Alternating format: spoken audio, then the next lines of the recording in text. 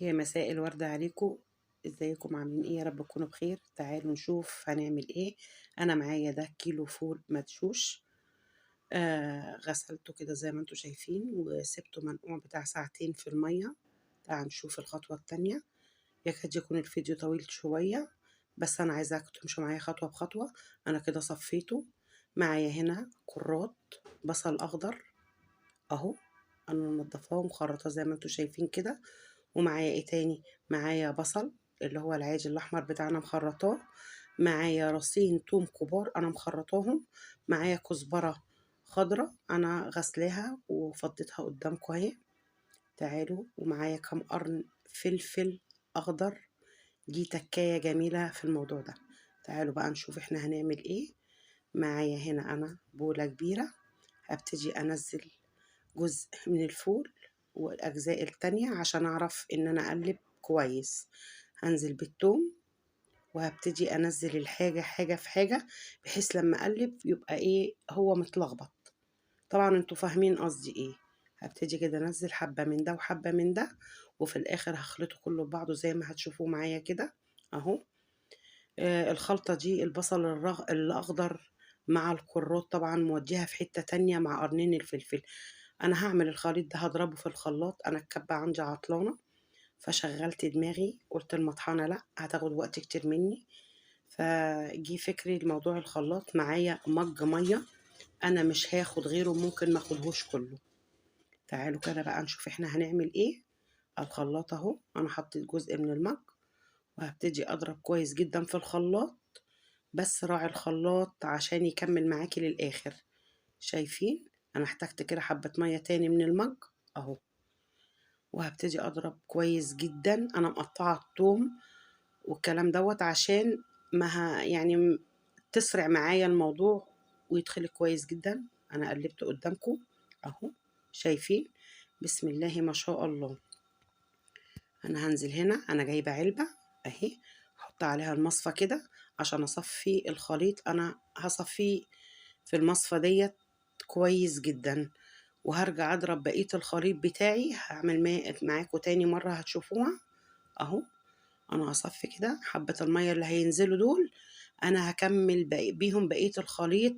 هضرب بيه أهي. المية اللي نزلت دي المية اللي أنا حطيتها من المج. هبتدي أقلب الجزء اللي أنا صفيته كده، وهرجع تاني أعمل نفس القصة. حاولي تحطي كمية قليلة، يعني نص الخلاط، ربع، لكن لا يعلى عن الربع ولا النص كده. هنزل ببقية المية اللي أنا ضربت بيها، اللي أنا صفيتها أصلا في المصفى، وحبة المية اللي باقيين في المج هم دول آخر حاجة. كده بيعتبر أنا استخدمت مج مية بس مش أكتر. وقلبي كويس كده وخلي بالك لا تتكهربي طبعا أهو. هضرب تاني قدامكم كده. يبقى أنا كده عملت قدامكم مرتين، وبعد كده أنا هكمل مع نفسي وارجع لكم في الآخر. شايفين اهو؟ حاولي بقى لو اي حاجة متشعلقة فوق، فولاية كراتاية، نزليها كده بالمعلقة زي ما انا بعمل كده. هرجع تاني هنا هصفي نفس التصفية اللي صفيتها في الاول. شوفي بقى لما تاخدي المية نفسها وتحطيها تاني وترجعي ترجعيها، شوفي اللون في الاخر هيبقى عامل ازاي. انا بعمل ايه؟ انا بعمل طعمية في الخلاط. في الخلاط جربي ومش هتندمي وهتدعيلي. كده انا هكمل كله مع نفسي وهوريكم في الاخر اهو. هدلق تاني. وعلى فكرة انا هصفيها مرتين، يعني التصفية دي هرجع العجينة دي هصفيها تاني مع نفسي. رجعت بالمية تاني في الخلاطة اهي زي ما انتوا شايفين. شايفين؟ بالتبادل. هكمل كل ده وهرجع لكم اهو. دول حبة المية، شايفين؟ دي اخر حاجة. انا كده بضربها. جبت انا الهراسة، لقيت المعلقة مش نافعة وغيرت العلبة طبعا عشان لقيتها بتنزل مني لتحت. شلت العلبة المستطيلة وجبت العلبة المدورة اهو زي ما انتوا شايفين كده. دي المية كلها اللي طلعت من كيلو الفول والخليط اللي احنا شفناه اول عن اخر. تعالوا بقى اوريكم انا هعمل ايه. الريحة صعبة ومش قادرة اقول لكم عليها قسما بالله. انا كده اهو. هاجي هنا اهو هصفي المية نفسها للمرة الأخيرة. هتصفي المية دي اللي مش المفروض ترميها، لا مش هرميها، وهقول لكم أنا هعمل بيها إيه.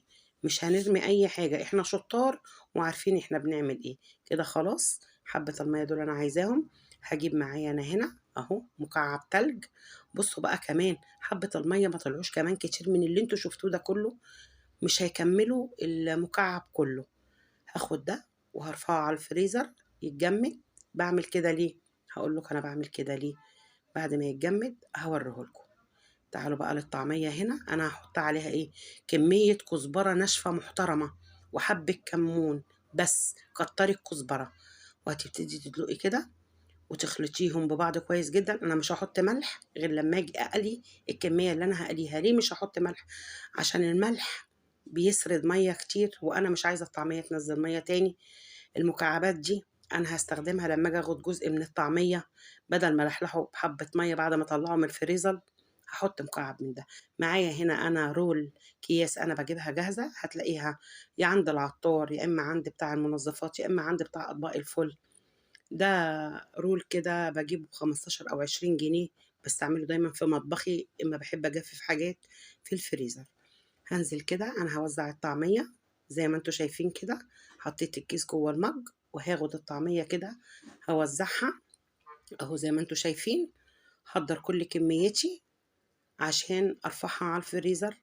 طبعًا حاجة نضيفة إحنا عاملينها في بيتنا. الطعمية دلوقتي بجنيه وكلّها عيش ومقلية في زيت يحرق القلب. ليه أأكّل ولادي الحاجات دي؟ أهو شايفين؟ بسم الله ما شاء الله. شوفوا بقى الكمية اللي هتطلع معايا أهي. طلع معايا أنا هنا بتاع 15 كيس. وقبل أي حاجة حبيت أراضي، بعتّ كيس جميل كده لجارتي فوق عشان آخُد ثواب الدعوة وبركة الشيء اللي أنا عملته. هاجي هنا أنا طلّعت حبّة في علبة لاستخدامي اللي أنا هاعمله يكون في إيديّا مش من الفريزر. أو أنا هارفع ده على الفريزر كده طبعًا. حُطّي معلقة كده على الخليط بتاع الطعمية ده، بتحفظ ده وما بتغيّرش لونها. دي فكرة المعلقة. وهتغطّي كده وتقفلي العلبة وارفعي على التلاجة وهتقعد معاكِ ما شاء الله ولونها مش هيغيّر. نفس الفكرة اعمليها في الخضروات اللي هي زي الجرجير، خضرة المحشي. اغسلي بس هتختلف الفكرة هنا في إيه؟ إن أنتِ شايفة المعلقة، لمّا تشيلي المعلقة وتاخدي منها حُطّي معلقة غيرها ما تستخدميهاش تاني، واقفلي وارفعي في التلاجة هتقعد معاكِ ما شاء الله. نفس الفكرة اعمليها في الخضروات اللي أنا قُلت لِك عليها بتاعة المحشي أو الجرجير. بس هيكون من تحت ورق فويل وناشفة تمامًا، وتغطّيها بالورق الفويل وتحطّي نفس المعلقة. آدي أنا جمّدته في الفريزر. هتاخدي مكعب من ده لمّا تطلّعي كيس الطعمية زي كده هتحطيه بدل ما تحطي نقطة مَيّة وهتقلي. أنا حطيت هنا بقى حبة الملح، نُص أو ربع معلقة كربوناتو. الكربوناتو ليه؟ كربوناتو عشان ما تشربش زيت مش أكتر. معايا أنا هنا برطمان كنت مخلّلة فيه خيار أهو لزوم الشيء. هاطلّع خيارية كده أو 2 أهو. ده تخليل خيار وقتي على فكرة، أنا مخلّلاه بملح وخل وفص توم. باخلّله من بالليل أصحى الصبح ألاقيه كده أهو. تعالوا هنا بقى أنا هاقلي بسمسم وهاقلي بكزبرة. السمسم اللي هتقلي بيه ما يكونش سمسم محمّص عشان هو كده هيتحمّص في الزيت، لإن لو محمّص هيبقى محروق أكتر. جرّبي مش هتندمي. ويا ريت لو الموضوع عجبِك تدعميني وتفعّلي زر الجرس، ولو في أي سؤال أنا تحت أمرِك. شايفة الطعمية وجمالها وريحتها. هاورّيكم بقى العشوة اللي أنا حضّرتها للولاد بقت عاملة إزاي. والعشوة اللي أنا حضّرتها لولادي كده أنا باحكي معاكم وأنا باقلي الطعمية. لو هياكلوها من برّه الحاجة من غير العيش نَفْسه هتتكلّف لها بتاع أكتر من 40 جنيه. آه والله أكتر من 40 جنيه. شايفين؟ أهي الطاسة أهي. باقلي بسمسم وباقلي بكزبرة وما شاء الله تسلم إيديّا وتسلم إيديكم لو عملتوا ده. وأنا عايزة دعوة بظهر الغيب منكم على الجمال ده. تعالوا بقى هنا. أنا قعدت أجيب عيش شامي ما لقيتش العيش بتاع الساندوتشات، بس برضه جبت شامي كبير شوية. كلنا بنحب العيش الشامي طبعًا في ساندوتشات الطعمية. أنا هنا مطلعة برضه كيس فول من اللي عملته معاكم لو رجعتوا الفيديو الفول سخنته وهتشوفوا دلوقتي برضه أنا هاعمل إيه. خدت الساندوتشين كده حطيت فيهم جرجير. طبعًا أنا هاعمل فيهم إيه؟ هاعمل فيهم الطعمية. هاوريكم الساندوتشات اللي أنا عاملاها. بصوا الطعمية من جوه بسم الله ما شاء الله تبارك الله الله أكبر. ريحة وطعم ونضافة وبجد تسلم إيديا وتسلم إيديكم. شايفين خضار الطعمية في الساندوتش؟ عملت الجرجير خرطت لهم الجرجير وخرطت الخيار ومخللة بتنجان وفلفل سريع طبعا اللي أنا كنت عاملاه قدامكم. الطعمية أهي والفول. عملت ساندوتشين فول سادة وساندوتش بالطحينة، وادي طبق الفول بالطحينة. جبت لهم عيش فينو وعيش شامي، طماطم، خيار. لو عجبكم الموضوع ما تنسوش تفعلوا الجرس وتقولوا لي ايه رأيكم. يا رب اكون احسنت. ايه رأيكم؟ جربوا طريقة الخلاط مش هتندموا. باي باي.